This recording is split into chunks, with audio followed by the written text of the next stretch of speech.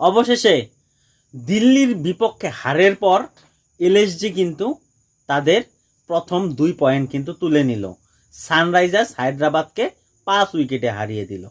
কি দুর্দান্ত পারফরম্যান্স! প্রথমে বোলিংয়ের তরফ থেকে লখনৌয়ের কার পারফরম্যান্স, লর্ড শার্দুল ঠাকুর, দুর্দান্ত পারফরম্যান্স, 4টা উইকেট নিয়ে।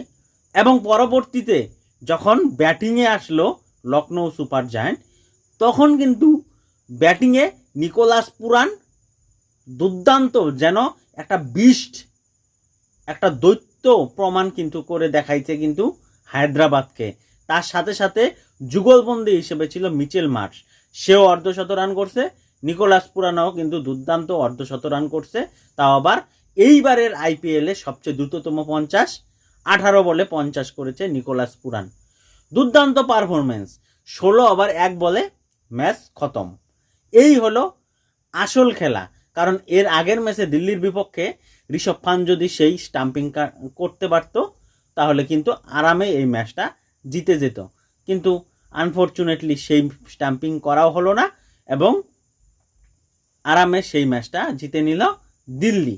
কিন্তু এই ম্যাচে কিন্তু সেই ভুলটা কিন্তু করে নাই। যদিও ঋষভ পান্ত আসার পর তার ফর্ম কিন্তু আমরা দেখতে পেলাম না, সে আজকেও ব্যাটিংয়ে নেমে কিন্তু স্ট্রাগল করতে দেখলাম। যদিও একটা 6 মেরেছে, তবুও তার ব্যাটিংয়ে কিন্তু আমরা স্ট্রাগলটা দেখলাম।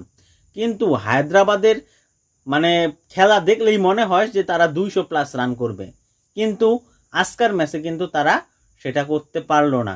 কারণ ট্র্যাভিস হেড ভালো খেললেও পরবর্তী ব্যাটাররা অভিষেক শর্মা, তারপরে নীতিশ কুমার রেড্ডি, ঈশান কিষান, ক্লাসেন, এরা কেউই কিন্তু ভালো পারফরমেন্স দেখাতে পারেনি, যার কারণে কিন্তু তারা 191 রানেই কিন্তু গুটিয়ে গেছে।